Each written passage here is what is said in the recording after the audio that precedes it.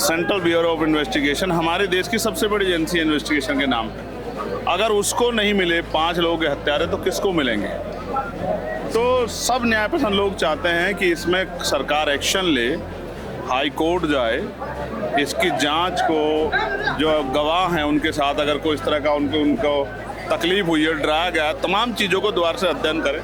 ये सरकार की जिम्मेदारी थी, न्याय कौन लेगा? ये तो मजबूरी में आए हैं सड़कों पे, खुशी से थोड़ा ही आए हैं कि ये जलती गर्मी में ये जो तमाम लोग बैठे हैं ये खुशी से थोड़ा ही बैठे हैं, ये पीड़ा से बैठे हैं।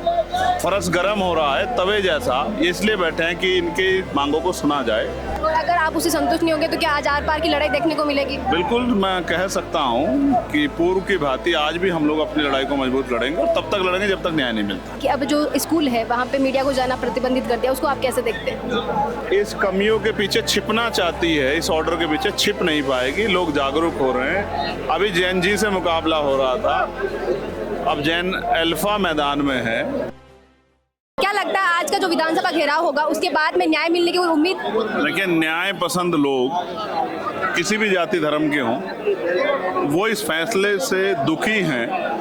और जो लोग सीबीआई की मांग करते हैं, कोई पेपर लीक होता है तो क्या कहते हैं बच्चे कि सर इसकी सीबीआई जांच करा दो।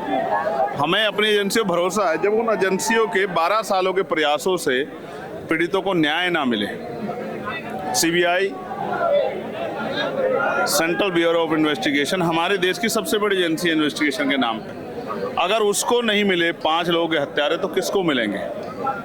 तो सब न्याय पसंद लोग चाहते हैं कि इसमें सरकार एक्शन ले, हाई कोर्ट जाए, इसकी जांच को, जो गवाह हैं उनके साथ अगर कोई इस तरह का उनको तकलीफ हुई है, डराया गया, तमाम चीज़ों को दोबारा से अध्ययन करें। और मैं नहीं चाहता किसी निर्दोष को सजा मिले, लेकिन दोषी भी बचना नहीं चाहिए। आज वो दोषी हंस रहा होगा प्रदेश की न्यायपालिका पे, सारे पीड़ितों पे, यहाँ की पुलिस पे, एजेंसियों पे कि हमने इन सब को मूर्ख बना दिया। ये अच्छा नहीं है। इससे अविश्वास हो रहा है संवैधानिक संस्थाओं के खिलाफ, सरकारों के खिलाफ। ये सरकार की जिम्मेदारी थी, न्याय कौन लेगा? ये तो मजबूरी में आए हैं सड़कों पे, खुशी से थोड़ा ही आए हैं कि ये जलती गर्मी में ये जो तमाम लोग बैठे हैं ये खुशी से थोड़ा ही बैठे हैं, ये पीड़ा से बैठे हैं।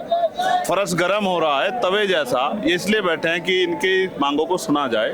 आप नंगे पैर क्यों बैठे? वो मेरी चप्पल मैंने जो रखी है अपने कमर के नीचे कि जिससे जो है पूरा हिस्सा जो है ना जले। अच्छा, पूरा पुलिस प्रशासन पीछे खड़ा है, क्या कुछ बातचीत हुई आपकी और क्या कह रहे हैं वो? डेलीगेशन गया है एसीएस होम से मिलने के लिए, वो मिल के आएगा, अपनी बात रखेगा। अगर हम संतुष्ट नहीं होंगे तो हम लोग आगे बढ़ेंगे। क्या लगता है? अगर हम संतुष्ट होंगे, वो हमारी मांगों को सुनेंगे तो हमें क्या जरूरत है आगे बढ़ने की? अगर वो पहले सुन लेते तो हमें आंदोलन करने की क्या जरूरत थी? और अगर आप उससे संतुष्ट नहीं होंगे तो क्या आज आर पार की लड़ाई देखने को मिलेगी? बिल्कुल, मैं कह सकता हूँ कि पूर्व की भांति आज भी हम लोग अपनी लड़ाई को मजबूत लड़ेंगे और तब तक लड़ेंगे जब तक न्याय नहीं मिलता। आप वहाँ से आए हैं नगीना से, लेकिन यहाँ के प्रदेश में भी बहुत सारे आपके समाज के नेता है, बहुत केंद्रीय मंत्री, कानून मंत्री आपके मेरा समाज से। समाज कौन सा है मुझे पता नहीं है।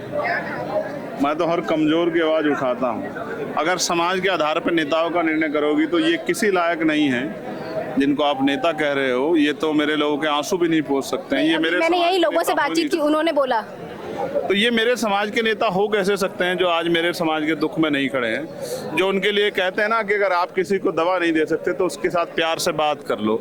अगर आप इनकी आवाज़ भी नहीं उठा सकते हो गुलामों, तो आपकी इस समाज, ये समाज भी आपको नकार देगा आने वाले समय में, याद रखना मेरी बात। एक नया फैसला भी राजस्थान सरकार ने सुनाया है कि अब जो स्कूल है वहाँ पे मीडिया को जाना प्रतिबंधित कर दिया, उसको आप कैसे देखते हैं? ये अघोषित इमरजेंसी है। सरकार अपने कुकर्मों को छिपाने का प्रयास कर रही है, अपने झूठ को, अपने भ्रष्टाचार को, अपनी गलत नीतियों को छिपाने का प्रयास कर रही है। अगर सरकार अच्छी हो और उसका भरोसा हो अपने काम में तो वो कहती जाइए स्कूल कनेक्शन करिए, बताइए कहाँ कमी है, हम ठीक करेंगे।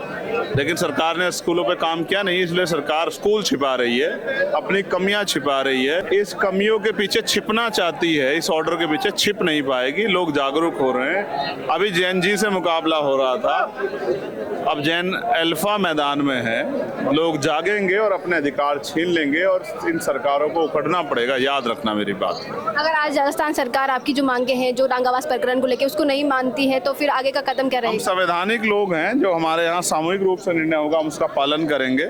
हम विधानसभा घिराव की तरफ भी कूच करेंगे और हम एक पंचायत भी जो है, जो डांगावास में हम सोच रहे हैं करने के लिए, उसका निर्णय भी लेंगे। ये सारे निर्णय टिके हैं सरकार के रुख के ऊपर, सरकार क्या रुख लेती है उसके ऊपर।